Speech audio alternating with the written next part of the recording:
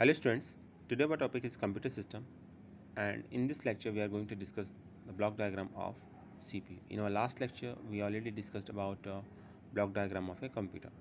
So let's start. देखिए सबसे पहले स्टूडेंट हम आपको आपने डेफिनेशन तो कंप्यूटर की पढ़ी होगी। तो कंप्यूटर क्या है? कंप्यूटर एक इलेक्ट्रॉनिक डिवाइस है and that can perform mathematical operation, logical operation and graphical operation. तो 3 डिफरेंट टाइप्स के ऑपरेशन परफॉर्म करती है ये इसका ब्लॉक डायग्राम है। This is the block diagram of a computer system. तो जब हम ब्लॉक डायग्राम की बात करते हैं, और इसको हम लास्ट वीडियो में हमने बताया भी था, समझाया भी था लास्ट क्लास में, तो यहाँ मतलब होता है कि कंप्यूटर के डिफरेंट मेन कंपोनेंट्स क्या क्या हैं। जो मेन कंपोनेंट्स हैं उनको हम ब्लॉक की फॉर्म में, एक रेक्टेंगल की फॉर्म में लिख देते हैं और उन सभी को इंटरकनेक्ट कर देते हैं एरो की हेल्प से कि किस तरीके से ये आपस में कम्युनिकेट करते हैं। तो इसी को ब्लॉक डायग्राम बोला जाता है। तो कंप्यूटर की जहाँ तक बात है तो कंप्यूटर के 4 मेन कंपोनेंट्स हैं। ये है input unit, output unit, storage unit और सेंट्रल प्रोसेसिंग यूनिट। ठीक है, अब इसमें भी अगर हम सेंट्रल प्रोसेसिंग यूनिट की बात करें तो इसके भी 2 मेन कंपोनेंट्स हैं, CPU और ALU। तो इनको हमने 2 डिफरेंट ब्लॉक्स की फॉर्म में inside the central processing unit लिखा है। उसी तरीके से स्टोरेज यूनिट में भी 2 मेन कंपोनेंट्स हैं इसके, स्टोरेज यूनिट के भी, सेकंड स्टोरेज और प्राइमरी स्टोरेज। तो इनसाइड द स्टोरेज यूनिट हमने फिर सेकंड स्टोरेज और प्राइमरी स्टोरेज को लिखा है। अब ये जो एरो है ये बता रहे हैं कि डेटा ट्रांसफ़र किस तरीके से होगा। ठीक है, एक कंपोनेंट से दूसरे कंपोनेंट में डेटा ट्रांसफ़र किस तरीके से होगा, और इनसाइड द स्टोरेज यूनिट और इनसाइड द CPU किस तरीके से डेटा ट्रांसफ़र होगा वो भी इसके अंदर शो कर रखा है, क्योंकि इसमें अगेन इसके 2 सब कंपोनेंट्स हैं, स्टोरेज यूनिट के और सेंट्रल प्रोसेसिंग यूनिट के। तो वहाँ भी डेटा किस तरीके से ट्रांसफ़र होगा। तो डेटा ट्रांसफ़र के लिए हम एरो यूज़ करते हैं और एरो डायरेक्शन बताते हैं डेटा की, कि डेटा एक्चुअली में किस तरीके से ट्रांसफ़र हो रहा है। ठीक है, तो एक ही हो गया आपका। दूसरी बात आपने देखी होगी कि इसके अंदर डॉटेड लाइन यूज़ की गई है और एक सिंपल एक डेटा फ्लो के लिए एक एरो यूज़ किया गया है। तो डॉटेड लाइन आप देखेंगे तो डॉटेड लाइन यूज़ की गई है कंट्रोल यूनिट के लिए। तो कंट्रोल यूनिट से सभी पार्ट्स इंटरकनेक्ट किए गए हैं डॉटेड लाइन के थ्रू। कि डॉटेड लाइन का क्या काम होता है? डॉटेड लाइन का काम ये होता है कि डॉटेड लाइन ये बताती हैं कि आपस में डिफरेंट कंपोनेंट्स किस तरीके से कनेक्टेड हैं। पहली बात कंट्रोल यूनिट के थ्रू, और कंट्रोल सिग्नल को रिप्रेजेंट कर रहे हैं, क्योंकि कंट्रोल यूनिट का काम होता है ओवरऑल कंट्रोल और मॉनिटरिंग का। तो ये कंट्रोल यूनिट का काम होता है। तो कंट्रोल यूनिट ओवरऑल सिस्टम को मॉनिटर और कंट्रोल करने का काम करती है, तो कंट्रोल सिग्नल के थ्रू करती है। इसलिए सभी, चाहे वो स्टोरेज हो, चाहे वो CPU हो, CPU के अंदर भी ALU हो, या फिर इनपुट यूनिट हो, आउटपुट यूनिट हो, तो इसको कनेक्ट किया गया है कंट्रोल यूनिट के थ्रू। तो इसको याद रखिएगा, अक्सर डायग्राम बनाते हैं, एग्जाम में पूछा जाता है, तो आप कंट्रोल यूनिट को कनेक्ट करना भूल जाते हैं डिफरेंट कंपोनेंट्स के साथ, तो फिर वो मिस्टेक होती है, मार्क्स डिडक्ट होते हैं आपके, तो वो ठीक नहीं है आपके लिए भी। तो इसको थोड़ा सा ध्यान रखिएगा, क्योंकि मीनिंग ही चेंज हो जाता है। अगर आप ये डॉटेड लाइन नहीं बनाएंगे, इसे कनेक्ट नहीं करेंगे, तो इसका मतलब ये है कि कंट्रोल यूनिट कंट्रोल नहीं कर रही है, ना तो इनपुट यूनिट को ना ही आउटपुट यूनिट को, सिग्नल नहीं भेज पा रही है, या सिग्नल नहीं जाते हैं इसके थ्रू, इसका कोई कनेक्शन नहीं है, तो फिर इसका इंटरप्रिटेशन ही गलत निकलेगा। बात बहुत छोटी सी है लेकिन मतलब बहुत बड़ा है इसका। तो याद रखिएगा कि कंट्रोल यूनिट से आपको सभी पार्ट्स को इंटरकनेक्ट करना है, और कंट्रोल यूनिट ओवरऑल कंट्रोल और मॉनिटरिंग का काम करती है। तो ये बताती है कि डिफरेंट पार्ट्स आपस में किस तरीके से कंट्रोल कर रहे हैं, कंट्रोल हो रहे हैं। ठीक है, तो ये आपका कंट्रोल यूनिट बताती है आपकी। ओके, तो ये हम ऑलरेडी डिस्कस कर चुके थे अपने लास्ट वीडियो में। ठीक है, तो आज हमारा मेन है, आज हम CPU को डिस्कस करेंगे, CPU की फंक्शनिंग के बारे में देखेंगे, CPU का डायग्राम देखेंगे। ठीक है, और समझेंगे आज कि ये डिफरेंट टाइप्स के कंप्यूटर्स कौन कौन से होते हैं। तो कैरेक्टरिस्टिक्स आप जानते ही हैं, मुझे नहीं लगता कि बताने की ज़रूरत है आपको, आप पढ़ चुके हैं पहले प्रीवियस क्लासेस के अंदर, फिर भी एक बार मेन बता देते हैं। Speed, storage, accuracy and reliability and automatic. तो ये 4 मेन कैरेक्टरिस्टिक्स होती हैं कंप्यूटर की। ठीक है, कंप्यूटर की स्पीड एक नॉर्मल ह्यूमन बींग से अगर कंपेयर करें वर्क करने की स्पीड से, तो कहीं ज़्यादा होती है। So the speed of a computer is incredibly faster than the what man can possibly record or calculate normally। तो जो एक पर्सन नॉर्मली कैलकुलेट करता है, ठीक है, यह काम करता है, उससे कहीं ज़्यादा होती है। तो ये एक मेन कैरेक्टरिस्टिक है कंप्यूटर की, speed. Second, storage. Computer system can store a large amount of data in a systematic manner. तो कंप्यूटर एक लार्ज अमाउंट ऑफ डेटा को स्टोर कर सकता है और एक सिस्टमेटिक मैनर में स्टोर कर सकता है। ऐसा नहीं है कि आपको बहुत ज़्यादा परेशान होना पड़े कि डेटा कहाँ है, ठीक है। अलग अलग ड्राइव में, अलग अलग फोल्डर्स में डेटा को आप स्टोर कर सकते हैं, डेटा को इजीली सर्च कर सकते हैं। तो स्टोरेज कैपेसिटी होती है। तो थर्ड है accuracy and reliability. In spite the high speed of the computer are quite accurate and reliable in the calculation. The accuracy of operation of a computer is always 100%। Computer की accuracy 100% होती है। इसका मतलब ये है कि कंप्यूटर के थ्रू अगर हम कोई कैलकुलेशन करेंगे तो हमेशा हमें 100% सही रिजल्ट मिलेगा, ठीक, कभी गलत रिजल्ट नहीं मिलेगा। तो 100% एक्यूरेसी होती है। रिलायबिलिटी होती है, आपने कोई भी कैलकुलेशन की है तो आप जानते हैं कि इसका जो आंसर है वो ठीक आ रहा है अगर आपने इनपुट ठीक दिया है तो। नेक्स्ट है automatic. Once the process has been initiated, computer is quite capable of functioning automatically. It does not require prompt from an operator at each stage of the process. देखिए, इसमें आपको ऑपरेटर का काम है डेटा इनपुट कराना। एक बार data input करा दिया है आपने, ठीक है, फंक्शन डिसाइड कर दिया कि क्या काम करेगा, तो उसी के अकॉर्डिंग फिर कंप्यूटर अपना काम करता है। तो ऑटोमेटिक मैनर में करता है, हर स्टेज पर ये कमांड नहीं लेता है, ठीक है। तो मेन कमांड देनी पड़ती है इसको और उसी के अकॉर्डिंग ये काम करता है आपका। अब बात करते हैं सीपीयू की।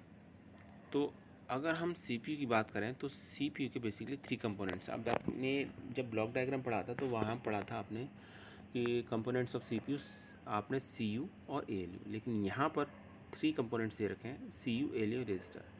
तो थर्ड इसलिए नहीं बताया था। देखिए, आप बता सकते हैं वहाँ, ऐसा कुछ नहीं, ब्लॉक डायग्राम कंप्यूटर सिस्टम है। लेकिन जब हम ब्लॉक डायग्राम कंप्यूटर को डिस्कस कर रहे थे तो हमारा फोकस कंप्यूटर के मेन कंपोनेंट्स पे था, इसीलिए रजिस्टर को वहाँ अवॉइड किया गया था, ठीक है। इनसाइड द सीपीयू हमने सीयू और एएलयू को ही मेंशन किया था। लेकिन अगर हम थोड़ा ब्रॉडली इस टर्म को डिस्कस करें कंप्यूटर के सीपीयू को, तो इसके 3 मेन कंपोनेंट्स हैं। एक है arithmetical and logical unit, second है कंट्रोल यूनिट और थर्ड है आपका रजिस्टर्स। तो पहले तो सीपीयू की बात करते हैं। सीपीयू को माइक्रो प्रोसेसर भी बोला जाता है, सिंपली प्रोसेसर भी बोला जाता है। तो CPU is also called as a microprocessor और सिंपली द प्रोसेसर। तो सीपीयू को माइक्रो प्रोसेसर या प्रोसेसर भी बोला जाता है, ठीक है। ये ब्लॉक डायग्राम है कंप्यूटर सिस्टम का। इसमें कंपोनेंट्स ऑफ सीपीयू बता रखे हैं आपको। तो देखिए, जो येलो रीजन है इसमें 3 मेन कंपोनेंट्स दे रखे हैं, control unit, arithmetical logical unit और रजिस्टर। आपस में तीनों कनेक्टेड हैं, ठीक है। और आउटसाइड इसके देखेंगे तो हम मेमोरी है, डेफिनेटली ऑक्सिलरी मेमोरी है, इनपुट यूनिट है कनेक्टेड है, आउटपुट यूनिट कनेक्टेड है, सेकेंडरी ये मेमोरी जो ब्लू कलर में दे रखी है रैम है आपकी, और ऑक्सिलरी मेमोरी आपकी सेकेंडरी मेमोरी है आपकी जो कनेक्टेड है। तो सभी तरह की मेमोरी, चाहे वो रैम है, चाहे वो आपका हार्ड डिस्क है, ठीक है। या सेकेंडरी मेमोरी से मतलब हार्ड डिस्क है और मेमोरी से मतलब यहाँ पर रैम से है। और इनपुट यूनिट्स कनेक्टेड हैं, आउटपुट यूनिट कनेक्टेड है और रजिस्टर भी है। अब समझ में अभी समझने वाली बात यह है कि रजिस्टर्स क्या है, उसका क्या काम होता है। कंट्रोल यूनिट और अरिथमेटिकल लॉजिकल यूनिट को तो हम पहले भी डिस्कस कर चुके हैं। तो रजिस्टर भी एक टाइप की मेमोरी है, ठीक है। और पहली बात। दूसरी बात ये कि ये सबसे स्मॉलेस्ट और सबसे फास्टेस्ट मेमोरी होती है कंप्यूटर सिस्टम के अंदर। और इसके बारे में आप ये समझ लीजिए कि एक कंप्यूटर में एक से ज़्यादा रजिस्टर्स होते हैं और वो भी सिस्टम के आर्किटेक्चर के ऊपर डिपेंड करते हैं कि ये सिस्टम टू सिस्टम वेरी करते हैं। ये नहीं है कि सभी में से नंबर ऑफ़ रजिस्टर सेम होंगे। तो सिस्टम के टाइप के ऊपर, उसके आर्किटेक्चर के ऊपर डिपेंड करता है कि उसमें नंबर ऑफ़ रजिस्टर्स कितने होंगे, ठीक है। तो इसको प्रोसेसर मेमोरी बोला जाता है। इसे प्रोसेसर मेमोरी रजिस्टर्स को इसलिए बोला जाता है क्योंकि ये सिर्फ मेमोरी एक ऐसी मेमोरी है जो प्रोसेसर का पार्ट है। प्रोसेसर इसे यूज़ करता है डायरेक्टली, ठीक है। और डायरेक्टली से क्या मतलब है, देखिए, जब अरिथमेटिकल लॉजिकल यूनिट आपका कैलकुलेशन करेगी, किसी भी तरह की ऑपरेशन परफॉर्म करेगी, एक मैं एग्जांपल के थ्रू बता रहा हूँ। तो इसमें क्या होगा कि या कंट्रोल यूनिट कोई ऑपरेशन परफॉर्म करना होगा तो उन्हें भी अपने जो इंटरमीडिएट ऑपरेशन है उनके रिज़ल्ट को या किसी वैल्यू को स्टोर करना है, ठीक है। किसी वेरिएबल की वैल्यू को स्टोर करना है या फाइनल रिजल्ट को स्टोर करना है, तो उसके लिए उनको भी एक मेमोरी की रिक्वायरमेंट होगी। जैसे हम इसको ऐसे समझें कि मान लीजिए 5 और 6 को ऐड करना है, तो हम जानते हैं 5 और 6 का आंसर 11 होगा, ये तो हम जानते हैं। लेकिन जब डेटा सीपीयू के पास पहुंच गया और सीपीयू में एलयू में कैलकुलेशन चल रही है, तो 5 की वैल्यू को भी एक जगह स्टोर किया जाएगा। वो जो होगा रजिस्टर होगा जहाँ इसकी 5 की वैल्यू को स्टोर किया जाएगा। तो एक रजिस्टर में 5 की वैल्यू को स्टोर कर दिया जाएगा, दूसरे रजिस्टर में 6 की वैल्यू को स्टोर कर दिया जाएगा, ठीक है। और इसका जो रिज़ल्ट आएगा, फाइनल रिज़ल्ट आएगा, उसे एक और रजिस्टर में स्टोर कर दिया जाएगा 11 में। तो 11 हो 11 5 और 6 11 होगा, तो 11 की वैल्यू को भी एक रजिस्टर में स्टोर कर दिया जाएगा। इसका मतलब भी है कि जो वेरिएबल की वैल्यूज़ हैं, इंटरमीडिएट रिजल्ट है या फाइनल रिजल्ट है। इंटरमीडिएट रिजल्ट से मतलब यहाँ पर यह है कि ऐसा भी हो सकता है कैलकुलेशन के अंदर कुछ आपका आंसर निकल के आए जो फाइनल आंसर ना हो आपका, लेकिन आगे की कैलकुलेशन में यूज़ हो रहा हो। जैसे अभी तो यह है कि 5 + 6 है, और अगर मान लीजिए होता 5 और 6 ब्रैकेट में होता और डिवाइड बाई 3 होता, तो पहले 5 और 6 की वैल्यू ऐड होती, 11 ऐड होती, तो 11 का भी तो आंसर कहीं स्टोर करना था, देन आपको 3 से डिवाइड करना था उसको। तो बात ये है कि रजिस्टर्स जो ये मेमोरी है बेसिकली ये इंटरमीडिएट रिजल्ट को स्टोर करने के लिए, वेरिएबल की वैल्यू को स्टोर करने के लिए, फाइनल रिजल्ट को स्टोर करने के लिए, ये सब प्रोसेसर के जितने भी इंटरनल फंक्शनिंग होती है वहाँ जो मेमोरी की रिक्वायरमेंट होती है वहाँ आप रजिस्टर्स यूज़ किए जाते हैं, इसलिए इसे प्रोसेसर मेमोरी बोला जाता है, ठीक है, क्योंकि सीपीयू के थ्रू डायरेक्टली यूज़ किया जाता है इसको। और दूसरी बात ये कि एक कंप्यूटर में एक से ज़्यादा रजिस्टर्स होते हैं, ठीक है, और ये नंबर ऑफ़ रजिस्टर्स भी वैरी करते हैं सिस्टम टू सिस्टम। सिस्टम का एक जो आर्किटेक्चर है उसका और दूसरे सिस्टम का अलग है, दोनों में नंबर ऑफ़ रजिस्टर्स भी डिफरेंट होंगे, तो ये भी ध्यान रखिएगा। तो ये कंट्रोल यूनिट और अर्थमेटिक लॉजिक यूनिट से दोनों से कनेक्टेड है, आपने देखा होगा एरो दोनों डायरेक्शन में है। कंट्रोल यूनिट और अर्थमेटिक लॉजिक यूनिट भी आपस में कम्युनिकेट करती हैं, ठीक है। और बाकी आप देखें कंट्रोल यूनिट से तो मेमोरी भी कनेक्टेड है, सेकेंडरी मेमोरी भी कनेक्टेड है, इनपुट और आउटपुट भी कनेक्टेड है, तो सभी कनेक्टेड है। अर्थमेटिकल लॉजिकल यूनिट आपका डेटा ले रही है रैम से, तो arithmetical logical unit memory connected है मेमोरी से, खाली मेमोरी का मतलब यहाँ रैम से है, प्राइमरी मेमोरी से है, ठीक है। और रजिस्टर कनेक्टेड है सीधे सीयू और एएलयू से, क्योंकि ये देखिए प्रोसेसर मेमोरी है, तो ये सिर्फ प्रोसेसर के अंदर ही जो भी कुछ काम होगा कैलकुलेशन का होगा उसको स्टोर करने का काम होगा, ठीक है। इंटरमीडिएट रिजल्ट को स्टोर करने का काम होगा, फाइनल रिजल्ट को स्टोर करने का काम होगा, ये आपका रजिस्टर करेगा। तो रजिस्टर्स आपके इनसाइड द सीपीयू है आपके। तो ये एक ब्लॉक डायग्राम है, डिफरेंट बॉक्सेस की फॉर्म में डिफरेंट कंपोनेंट्स दे रखे हैं। तो जो येलो एरिया है रीजन है उसमें तो आपके सीपीयू के different components different parts mention कर रखे हैं, जो ये बता रखा है कि किस तरीके से ये सीपीयू आपस में सीपीयू के डिफरेंट पार्ट्स आपस में इंटरकनेक्टेड होते हैं, काम करते हैं, ठीक है। कंपोनेंट्स क्या क्या हैं सीपीयू के, चलिए आगे देखते हैं। तो ये तो जनरल डिस्कशन था, अब थोड़ा सा देखते हैं कि आपको एग्जाम में कैसे लिखना होगा, लैंग्वेज क्या यूज़ करनी है एग्जैक्ट। तो रजिस्टर के बारे में लिखा हुआ है, register is a temporary storage area built into A CPU. पहली बात तो रजिस्टर मेमोरी टेम्परेरी होती हैं, वॉलेटाइल होती है, ठीक है, टेम्परेरी होती है। इसका मतलब ये होता है आपका कि इसके अंदर आपका डेटा परमानेंटली स्टोर नहीं होता, जैसे जैसे कैलकुलेशन होती हैं आपकी वैसे वैसे इसके अंदर वैल्यू भी चेंज होती रहती है। तो ये टेम्परेरी स्टोरेज है और ये सीपीयू का पार्ट है, प्रोसेसर का पार्ट है, ठीक है, इसलिए इसे प्रोसेसर मेमोरी भी बोला जाता है। Second important term, it is the smallest and the fastest memory inside the computer system. पूरे कंप्यूटर सिस्टम में सबसे ज़्यादा फास्ट है। अगर हम सभी मेमोरी की बात करें, जितनी भी मेमोरी कंप्यूटर के अंदर यूज़ होती हैं, हार्ड डिस्क है, रैम है, रोम है, ठीक है, और आपकी कैश मेमोरी भी है, आगे पढ़ेंगे मेमोरी के बारे में हम और डिटेल में। तो जितनी भी मेमोरी होती हैं उन सभी मेमोरी में जो आपकी रजिस्टर्स होती हैं सबसे ज़्यादा स्मॉलेस्ट भी होती हैं और सबसे ज़्यादा फास्टेस्ट भी होती हैं। तो it is the smallest and the fastest memory inside the computer system. तो अगर ये क्वेश्चन आता है MCQ 1 मार्क के क्वेश्चन में कि सबसे स्मॉलेस्ट और सबसे फास्टेस्ट मेमोरी कौन सी है, तो विदाउट एनी हेजिटेशन आंसर होगा रजिस्टर, ठीक है। थर्ड सेकंड पॉइंट देखिए, registers are a type of computer memory used to quickly accept, store and transfer data and instruction that are being used immediately by the CPU. तो देखिए वही लिखा हुआ है, जो सीपीयू के थ्रू जो भी डेटा यूज़ किया जाता है, ना सिर्फ डेटा बल्कि इंस्ट्रक्शंस भी जो यूज़ की जाती हैं उसको स्टोर करने के लिए, उस टाइप की इंस्ट्रक्शंस को स्टोर करने के लिए सीपीयू में, चाहे वो कंट्रोल यूनिट से रिलेटेड हो या एएलयू से रिलेटेड हो, उनको इमीडिएटली स्टोरेज प्रोवाइड कराने का काम आपका करती है आपका रजिस्टर्स। तो registers are a type of computer memory use to quickly accept, store and transfer data and instruction that are being used immediately by the CPU. Third point देखिए, the registers used by the CPU are often term as processor register, इसलिए इनको processor register बोला जाता है क्योंकि ये memory processor के को आपका प्रोसेसर के डेटा को स्टोर करने का काम करते हैं, इसलिए इन्हें प्रोसेसर रजिस्टर्स भी बोला जाता है। सो ए प्रोसेसर रजिस्टर में hold an instruction, a storage address और एनी डेटा। अब देखिए क्या होल्ड कर सकता है, सिर्फ ऐसा नहीं है कि ये डेटा ही होल्ड करेगा, ये आपका इंस्ट्रक्शन को होल्ड कर सकते हैं रजिस्टर्स, कंप्लीट एक इंस्ट्रक्शन को, ठीक। सेकंड डेटा को तो होल्ड करेंगे, ऑब्वियस सी बात है।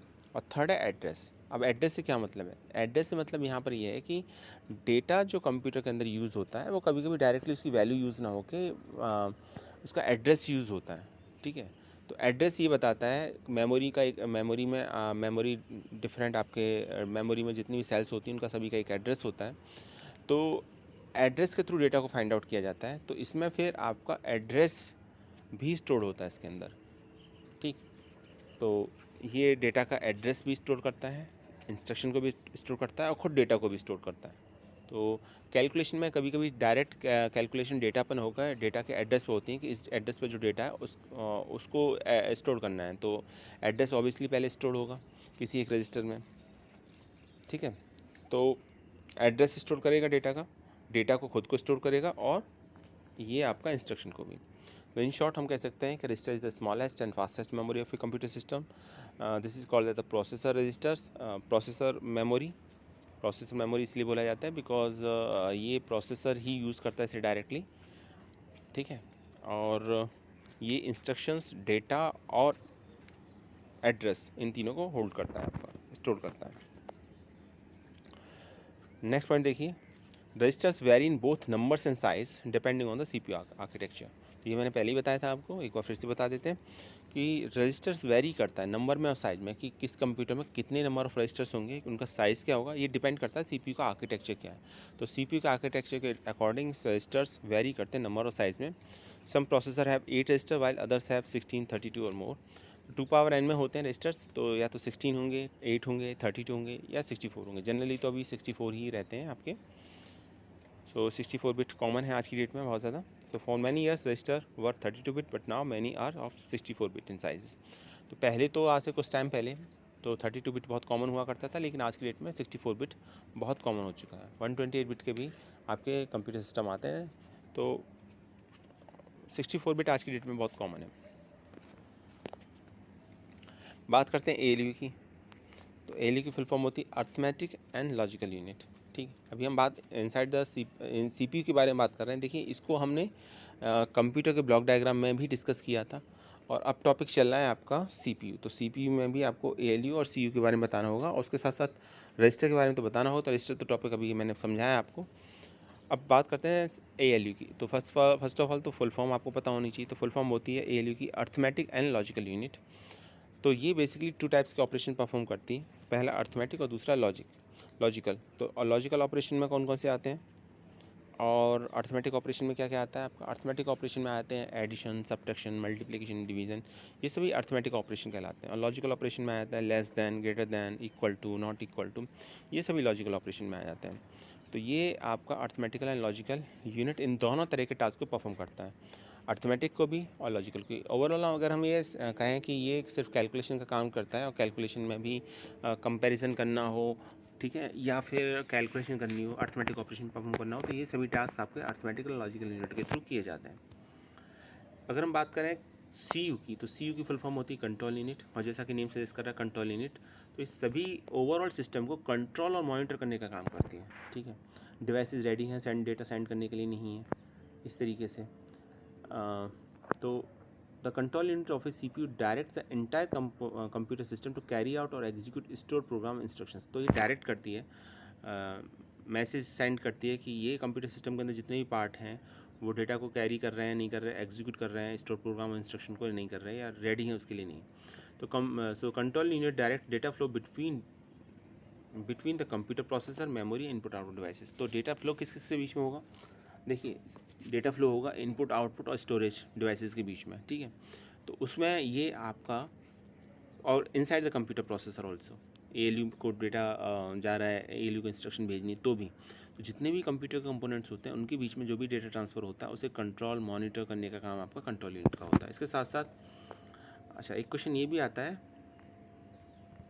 कि CPU और CPU और ALU में क्या डिफरेंस है। पहली बात तो देखिए, ALU is a part of the CPU, ये समझ लीजिए, तो कोई डिफरेंस बनता ही नहीं है। CPU के 3 मेन कंपोनेंट्स होते हैं आपके, एक तो ALU, CU और रजिस्टर। रजिस्टर मेमोरी है, ALU आपका अर्थमेटिकल एंड लॉजिकल ऑपरेशंस को परफॉर्म करने के लिए होता है आपका, और CU ओवरऑल कंट्रोल और मॉनिटरिंग का काम आपका CU करती है, कंट्रोल यूनिट करती है। और साथ साथ इंस्ट्रक्शंस जो मिलती हैं, उन इंस्ट्रक्शन को मशीन लेवल लैंग्वेज में कन्वर्ट करने का काम भी आपका कंट्रोल यूनिट करती है। तो ये सभी काम होते हैं कंट्रोल यूनिट के। अभी अगर हम बात करें कि CPU और ALU में क्या डिफरेंस है, तो CPU ALU में, तो पहली बात तो ये ALU is a part of the CPU, ठीक है। CPU एक ब्रॉड टर्म है, ALU उसका एक पार्ट है CPU का, ये लिखा भी हुआ है। Electronic circuitry with in a computer that carries out the instruction of a computer program by performing the basic arithmetic logic and control and input output operation specified by the instructions. तो ये एक electronic circuit है जो basically operation perform करता है, arithmetic हो गया, logical हो गया, या ओवरऑल कंट्रोल मॉनिटरिंग से रिलेटेड। कंट्रोल की बात करेंगे तो हम इनपुट आउटपुट ऑपरेशंस हो गए जो एक इंस्ट्रक्शन के थ्रू स्पेसिफाइड किए गए, तो वो आपका CPU करता है। जबकि ALU आपका एक कॉम्बिनेशनल डिजिटल इलेक्ट्रॉनिक सर्किट है that carries out the arithmetic and logical operations on the operands in computer instruction. तो ये बेसिकली अर्थमेटिक और लॉजिकल ऑपरेशन को परफॉर्म करता है। Full form, CPU stands for Central Processing Unit and ALU stands for Arithmetical Logical Unit. CPU handle instructions that are necessary for the proper functioning of a computer, and Arithmetical Logical Unit perform Arithmetical Logical operation. तो CPU आपको वो सभी task करेगा जो computer को run कराने के लिए ज़रूरी है, उसकी प्रॉपर फंक्शनिंग के लिए ज़रूरी है, जबकि ALU सिर्फ अर्थमेटिक और लॉजिकल ऑपरेशन ही परफॉर्म करेगा। लास्ट पॉइंट है, focuses on carrying out instruction on A timely basis and performing the functioning accurate on time. तो इसका बेसिकली काम ये रहता है CPU का कि टाइमली बेसिस पर जितने भी टास्क हैं वो कंप्लीट हो जाएं। जबकि अगर हम बात करें ALU की, तो इसका जो फोकस रहता है मैथमेटिक्स और लॉजिकल रीजनिंग पर रहता है, ऑपरेशंस पर कम, जैसे लेस देन है, ग्रेटर देन है, ये लॉजिकल ऑपरेशंस हो गए, और एडिशन, सब्ट्रैक्शन, मल्टीप्लिकेशन, डिवीज़न, ये मैथमेटिक्स ऑपरेशन हो गए। तो ALU का टास्क बेसिकली, ALU का काम अर्थमेटिक और लॉजिकल ऑपरेशन को परफॉर्म करने का होता है, जबकि CPU का काम आपका जो भी इंस्ट्रक्शन है टाइमली बेसिस पर परफॉर्म करके सही रिजल्ट दे सके, उसके लिए रहता है आपका। और ये ध्यान रखिएगा कि ALU is a part of CPU, ALU CPU का ही पार्ट है। CPU में आपका CU भी आ जाता है, तो जब आप CPU को डिस्कस करेंगे तो उसमें आप ALU भी इंक्लूड हो गया और CU भी इंक्लूड हो गया। लेकिन खाली अगर आप बात करेंगे ALU की, तो ALU का तो काम सिर्फ अर्थमेटिकल लॉजिकल यूनिट का काम तो सिर्फ अर्थमेटिकल लॉजिकल ऑपरेशंस को ही परफॉर्म करना है, और कोई टास्क परफॉर्म। तो ये दोनों में डिफरेंस है, एक तो ALU में और एक CU में। क्लियर हो गया? आगे देखते हैं, बात करते हैं टाइप्स ऑफ कंप्यूटर्स की। कंप्यूटर्स के टाइप्स क्या हैं, तो ये डायग्राम है, मैं थोड़ा जूम कर देता हूँ इसको, ये देखिए। तो पर्पस वाइज अगर देखा जाए तो कंप्यूटर के जो टाइप्स हैं वो हैं आपके, सेकेंड, हाँ, स्पेशल पर्पस कंप्यूटर और जनरल पर्पस कंप्यूटर। तो पर्टिकुलर एक स्पेसिफिक पर्पस के लिए जो बनाए जाते हैं कंप्यूटर्स, उसको स्पेसिफिक पर्पस कंप्यूटर बोला जाता है। और general purpose computer general task के लिए बनाए जाते हैं, तो उन्हें जनरल पर्पस कंप्यूटर बोला जाता है। जो जनरली जो हमारी डेली लाइफ में जो टास्क होते हैं उनको कंप्लीट करने के लिए, परफॉर्म करने के लिए जो बनाए जाते हैं, वो आपके जनरल पर्पस कंप्यूटर कहलाते हैं।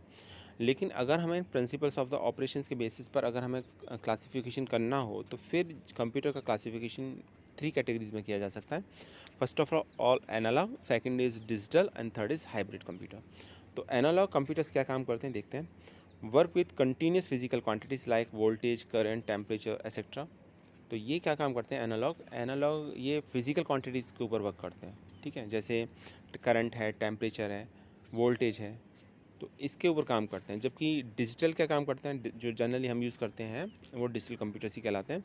ये डिजिटल डेटा पर वर्क करते हैं, इट मीन्स डिसकंटिन्यूस डेटा पर वर्क करते हैं, जो डेटा 0-1 की फॉर्म में लिखा जाता है। कंप्यूटर 0-1 समझता है खाली, तो इसको डिसकंटिन्यूस डेटा बोला जाता है। तो इस तरह के कंप्यूटर सिस्टम को डिजिटल कंप्यूटर्स बोलते हैं, जो हम यूज़ करते हैं वो डिजिटल कंप्यूटर्स हैं।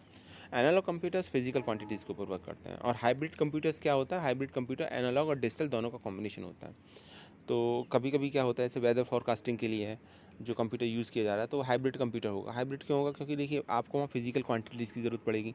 फिर उस फिजिकल क्वांटिटीज़ में आपको ये देखना है कि टेम्परेचर कितना है फॉर एग्जांपल, ठीक है, उस और स्पीड कितनी है आपकी, साउंड आपकी, एट ए सेकेंड, हाँ तो डेंसिटी कितनी है, ठीक है, टेम्परेचर कितना है, इसके ऊपर वेदर फोरकास्ट करना है। तो पहले तो फिजिकल क्वांटिटीज़ के थ्रू डेटा को कलेक्ट करना होगा और फाइनली उसको फिर आपको किसी सॉफ्टवेयर के थ्रू अगर ऑपरेट करना है तो सॉफ्टवेयर के अंदर वो डेटा चाहिए, तो डेटा आपको डिजिटल फॉर्म में चाहिए तो फिर डिजिटल फॉर्म में कन्वर्ट करना पड़ेगा। तो वहाँ पर आपको एनालॉग और डिजिटल कंप्यूटर दोनों के फीचर्स सही होंगे, दोनों कंप्यूटर एक साथ होनी चाहिए दोनों की फंक्शनिंग, तो फिर इस तरह के कंप्यूटर को हाइब्रिड कंप्यूटर बोला जाता है। आगे अगर हम डिजिटल कंप्यूटर क्लासिफिकेशन की बात करें जो एक लार्ज कैटेगरी है, तो डिजिटल में फिर आपके साइज़ के बेसिस पर आते हैं आपके personal computer, desktop computer, mini computer, main frame computer और सुपर कंप्यूटर। और एक टाइप होता है इसका एम्बेडेड कंप्यूटर्स का। तो एम्बेडेड कंप्यूटर्स बेसिकली वो कंप्यूटर सिस्टम होते हैं जो एक पर्टिकुलर एक मशीन का पार्ट होता है, जैसे वॉशिंग मशीन में है आपका, या पेट्रोल पंप पर जो सिस्टम होता है जिसके थ्रू पेट्रोल की क्वांटिटी और प्राइस में रिलेशन जो बताता है आपका, तो ये सब एम्बेडेड कंप्यूटर्स होते हैं, ठीक है आपके। और फिर अगर हम जो सबसे कॉमन टाइप है पर्सनल और डेस्कटॉप कंप्यूटर उसका क्लासिफिकेशन करें, तो पर्सनल कंप्यूटर में मोबाइल और हैंड हेल्ड आता है, फिर पोर्टेबल पीसीज आ जाता है, वर्क स्टेशन आ जाता है, डेस्कटॉप आ जाता है, तो फिर इसका भी और क्लासिफिकेशन है। तो ये चार्ट बहुत इंपॉर्टेंट है, इस चार्ट को याद कर लीजिएगा थोड़ा सा, ठीक है। तो ये बताता है कि डिफरेंट टाइप्स के कंप्यूटर्स क्या क्या है। इसमें भी जो पर्सनल कंप्यूटर्स है, mini computer, main frame computer, super computer है, ये साइज़ और इनकी कैपेसिटी डेटा को स्टोर करने की और इंस्ट्रक्शन को एग्जीक्यूट करने की वो डिफरेंट होती है, तो उसके बेसिस पर ये क्लासिफिकेशन किया गया है। देखिए सबसे पहले बात करते हैं एनालॉग कंप्यूटर्स की। So these computers types work with continuous physical quantities such as the voltage, current and temperature, that is they take input in the forms of volt, ampere and celsius etc. तो ये physical quantities के ऊपर work करते हैं, तो continuous physical quantities के ऊपर work करते हैं, जैसे वोल्टेज है, टेम्परेचर है। इसका मतलब ये हुआ कि ये जो इनपुट लेंगे ना, ये वोल्ट, टेम्परेचर या सेल्सियस की फॉर्म में ये आपका फिजिकल क्वांटिटी की फॉर्म में ही ये फिजिकल क्वांटिटीज़ की जो यूनिट्स होती हैं उनकी फॉर्म में ये आपका इनपुट रिसीव करेंगे। And analog computers are mostly used in the engineering and scientific application. तो एनालॉग कंप्यूटर्स के यूज़ की अगर हम बात करें कि यूज़ कहाँ होता है, तो ये यूज़ होता है जितनी भी इंजीनियरिंग एप्लीकेशंस होती हैं वहाँ पर, साइंटिफिक एप्लीकेशंस होती हैं वहाँ पर इनका यूज़ किया जाता है। So an electronic weighing machine is an example of analog computer system. Next बात करते हैं डिजिटल कंप्यूटर्स की। तो these computer types work with a discontinuous data converted into a binary form, that is digital digits 0 and 1, and all operations are carried out by these digits at extremely fast rate. तो digital computers आपको discontinuous data पर work करते हैं। तो digital computers are much faster than analog computers and far more accurate. तो digital computers जो होते हैं ज़्यादा फास्ट भी होते हैं और ज़्यादा एक्यूरेट भी होते हैं। 0 1 पर वर्क करते हैं, इसे डिसकंटिन्यूस क्वांटिटी बोला जाता है। इट मीन्स इसमें डेटा आपका 0 1 की फॉर्म में ऑपरेट होता है आपका। तो थर्ड आता है hybrid. So hybrid computer utilize the best qualities of both the digital and analog computers. तो हाइब्रिड में आपका यूज़ होता है डिजिटल एनालॉग दोनों का। तो in this computer some calculation takes place in the analog manner and rest of them take place in the digital manner. तो इसमें से कुछ तो एनालॉग मैनर में सॉल्व होती हैं, कुछ डिजिटल मैनर में सॉल्व होती हैं, दोनों का ही कॉम्बिनेशन होता है। So hybrid computer use in weather forecasting. तो मैं पहले बता चुका हूँ वेदर फोरकास्टिंग में इसका यूज़ होता है हाइब्रिड कंप्यूटर्स का। बाकी डिजिटल में अगर आप क्लासिफिकेशन करेंगे तो देखिए सबसे पहले आ जाएगा आपका माइक्रो कंप्यूटर और पर्सनल कंप्यूटर्स, ठीक है। माइक्रो कंप्यूटर में भी फर्दर क्लासिफिकेशन करेंगे तो मोबाइल, हैंडहेल्ड और पोर्टेबल पीसी, ये क्लासिफिकेशन हो जाएगा। तो ये जनरली जो ये माइक्रो कंप्यूटर्स होते हैं या पर्सनल कंप्यूटर्स होते हैं, ये single micro processor, single user system होते हैं जो डिज़ाइन किए जाते हैं बेसिक ऑपरेशंस के लिए, जैसे एजुकेशन के लिए, ट्रेनिंग के लिए, स्मॉल बिजनेस एप्लीकेशंस के लिए, गेम्स के लिए। तो इसलिए इन्हें माइक्रो कंप्यूटर, पर्सनल कंप्यूटर बोला जाता है। फर्दर इसका क्लासिफिकेशन मोबाइल और हैंडहेल्ड कंप्यूटर्स में और पोर्टेबल पीसीज में किया जा सकता है। माइक्रो कंप्यूटर में आ जाता है आपका पर्सनल डेस्कटॉप पीसीज और वर्क स्टेशन बेसिकली नोड को वर्क स्टेशन बोलते हैं, या जो कंप्यूटर सिस्टम आपके नेटवर्क का पार्ट होते हैं उनको वर्क स्टेशन बोलते हैं। तो वहाँ फिर यह आपका टर्म जो यूज़ होता है उसे माइक्रो कंप्यूटर बोला जाता है। और डेस्कटॉप पीसीज को डेस्कटॉप पीसी इसलिए बोला जाता है because these computers can fit on a top of the desk, ठीक है। सेकंड है workstation, similar to your personal computer but have greater memory and more extensive mathematical abilities. तो mathematical abilities इसकी थोड़ी सी ज़्यादा होती हैं और मेमोरी भी थोड़ी ज़्यादा होती है इसकी नॉर्मल कंप्यूटर की कंपेरेटिवली। तो ये फिर माइक्रो कंप्यूटर हो जाएगा। नेक्स्ट आता है मिनी कंप्यूटर। तो मिनी कंप्यूटर में क्या आ जाएगा, minicomputer also called as a mid range servers. And are more powerful computers than microcomputer in terms of processing power and capabilities. तो अगर हम माइक्रो कंप्यूटर से कंपेयर करें तो मिनी कंप्यूटर्स की मिड रेंज सर्वर्स होते हैं ये बेसिकली, और ये कंप्यूटर्स प्रोसेसिंग पावर और कैपेबिलिटीज़ में कहीं ज़्यादा होते हैं आपके माइक्रो कंप्यूटर के कंपेरेटिवली। कुछ एग्जांपल दे रखे हैं, जैसे PDP-11 एक आपका माइक्रो मिनी कंप्यूटर है, वैक्स है 7500 है, मैग्नीम है, ये सब आपके मिनी कंप्यूटर्स का एग्जांपल है। नेक्स्ट आता है mainframe computers. Mainframe computers are design to handle huge volume and data and information. These can support more than 100 users at the same time. These are very large and expensive computer and have great processing speed. Example of ICL, CDC 6600, VX 8842। तो ये आपका main frame computer पहली बात तो एक large number of data को handle करने के लिए बनाए जाते हैं, ठीक है। और इसका साइज़ मिनी कंप्यूटर और माइक्रो कंप्यूटर से थोड़ा सा ज़्यादा होता है, और ये सबसे अच्छी बात, सबसे बड़ी बात या सबसे मेन फीचर ये है कि ये मल्टी यूज़र्स होते हैं, ठीक है, और इनकी प्रोसेसिंग स्पीड और मेमोरी ज़्यादा होती है as compare to other digital computers, mini computer and micro computer. Last आता है सुपर कंप्यूटर। तो सुपर कंप्यूटर्स सबसे ज़्यादा powerful computer category, digital computer की कैटेगरी में सबसे ज़्यादा पावरफुल कंप्यूटर्स आपके सुपर कंप्यूटर्स होते हैं। इसके अंदर मोर देन 1 प्रोसेसर होते हैं, ठीक है, और इसकी कैपेसिटी जो होती है स्टोरेज की और कैलकुलेशन की स्पीड जो होती है बाकी सभी डिजिटल कंप्यूटर से बहुत ज़्यादा होती है, इसलिए इसको सुपर कंप्यूटर बोला जाता है। तो स्टूडेंट, और ये आपका इसमें मोर देन 1 प्रोसेसर भी होते हैं आपके सुपर कंप्यूटर में। तो ये था स्टूडेंट आज का हमारा वीडियो। आई होप आपको समझ में आ चुका हो। Thanks for watching this video.